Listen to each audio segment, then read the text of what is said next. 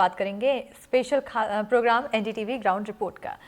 देश भर में मध्य प्रदेश इकलौता ऐसा राज्य है जो अकेले 41% सोयाबीन उत्पादन करता है और हाल ही में राज्य को सोया ताज का खिताब भी मिला है। कृषि के जानकार और वैज्ञानिक बताते हैं कि सोयाबीन की खेती के लिए मध्य प्रदेश की जमीन उपजाऊ है, लेकिन किसान कहता है कि वो एमएसपी से संतुष्ट नहीं। यही वजह है कि पिछले 2 सालों से उत्पादन गिर गया है। अगर सरकार इस पर ध्यान नहीं देगी तो आगे किसान सोयाबीन की खेती से किनारा कर लेंगे।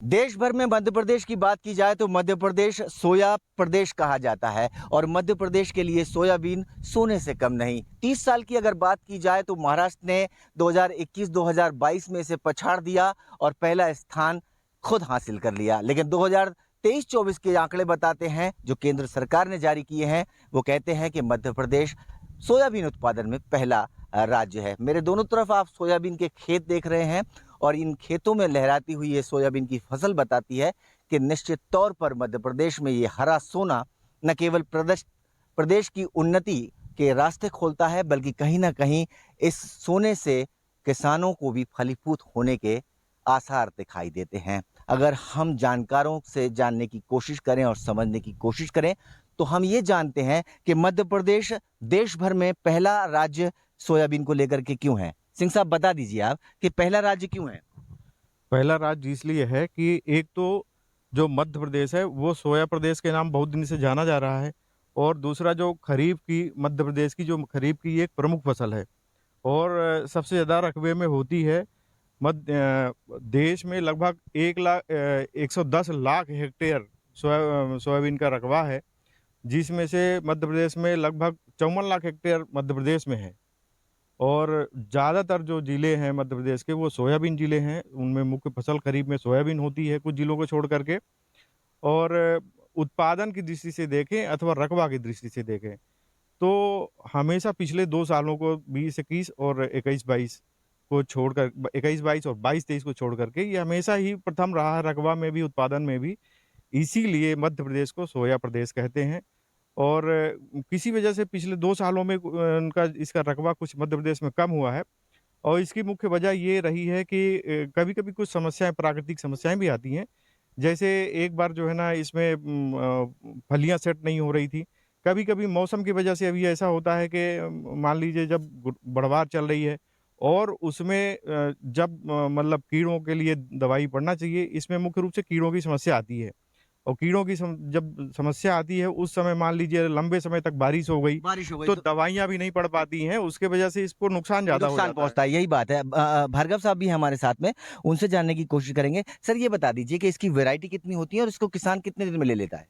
देखिए, सोयाबीन में बहुत सारी वैरायटियां हैं और आजकल जो वैरायटियां आ रही हैं वो अलग अलग क्षेत्र के लिए अलग अलग, करीब इसकी 80 दिन से लेके और 100 दिन के लगभग की वैरायटियां हैं और बड़ी उन्नत प्रजातियां हैं। जवाहरलाल नेहरू कृषि विश्वविद्यालय से निकली हुई हैं और राजमाता विजयराजे सिंधिया कृषि विश्वविद्यालय से निकली हुई हैं। और कहा जाए तो हमारे जो सोयाबीन अनुसंधान निदेशालय है भारत सरकार का, जो ICR का रिसर्च सेंटर है सोयाबीन में, उन्होंने भी निकाली है बहुत ही उन्नत प्रजातियां। किसानों के आसपास जो बीज है वो इन्हीं उन्नत प्रजातियों का है जो 10 साल के भीतर की है। सोयाबीन एक ऐसी वैकल्पिक फसल है हमारे खरीफ की, शिवपुरी की साथ साथ मैं पूरे प्रदेश की बात करूं, क्योंकि मालवा का जो क्षेत्र है और वहाँ की जो भूमि की दशा है वो इसके बड़े अनुकूल है, बड़े माफिक है। तो वहाँ के किसानों की एक बड़ी लोकप्रिय फसल है। बहुत ज़्यादा इसमें लागत भी नहीं आती, लेकिन एक अच्छा मुनाफा देती है। ज़रूरत है इसके अधिकतम उत्पादन की। अभी जो एवरेज प्रोडक्टिविटी देखी जाए तो 11-12 कुंटल तक रहती है, लेकिन हर जिले की अलग अलग। तो इसको आवश्यकता है, इसमें टेक्निकल इंटरवेंशन बहुत किए जा सकते हैं। वैरायटी तो है ही, इसमें अभी भी अनुशंसित खाद और उर्वरकों का प्रबंधन किया जाना चाहिए। अगर हम सिंह साहब की बात पर गौर करें तो कहा कि ये कम लागत की ज़्यादा मुनाफा देने वाली फसल है, लेकिन इस फसल को लेकर जहां अगर मध्य प्रदेश को सोना राज्य कहा जाता है देश में, तो फिर किसान क्या कहते हैं उनकी बात सुनना भी ज़रूरी है। सोयाबीन को लेकर हम यहाँ मंडी में है, मंडी में किसान है और किसान क्या सोचता है कि उसे उसकी मेहनत का दाम पूरी तरह से मिल रहा है या नहीं मिल रहा है। आपको क्या लगता है कि कहीं ना कहीं इसका जो है असर खेती पर पड़ेगा अगर MSP नहीं बढ़ाई? हाँ पड़ेगा, बिल्कुल सर, बिल्कुल पड़ेगा। क्या मांगे आप लोगों की? हमारी मांग ये है कि अपना ये भाव है ना, इसको 4000 से लेके मतलब 4000 रुपये अभी जो प्रेजेंट में चल रहा है, इसको 6000 से ऊपर ही करे। किसान चाहता है कि सोयाबीन की जो एमएसपी है वो सरकार 6,000 रुपये निर्धारित करे, लेकिन वजह ये है कि ये जो तालमेल है वो दोनों का बैठता नहीं है। यही वजह है कि 21-22 और 22-23 में किसानों की अनदेखी और मुंह मोड़ लेने के कारण रकबा घटा और सोयाबीन की पैदाइश भी घटी। यही वजह थी कि मध्य प्रदेश महाराष्ट्र से पिछड़ गया। इस बार किसानों ने इस पर फिर दांव लगाया है और सरकार से बात करते हैं कि हम इस सोने को खेतों से निकालते हैं, खेतों से उगाते हैं और मेहनत पसीने से सींचते हैं। ऐसे में अगर हमें मेहनत के दाम ना मिलें तो फिर काम चलेगा कैसे। शिवपुरी से अपने कैमरा साथी नितिन शर्मा के साथ अतुल गौड़, एनडीटीवी।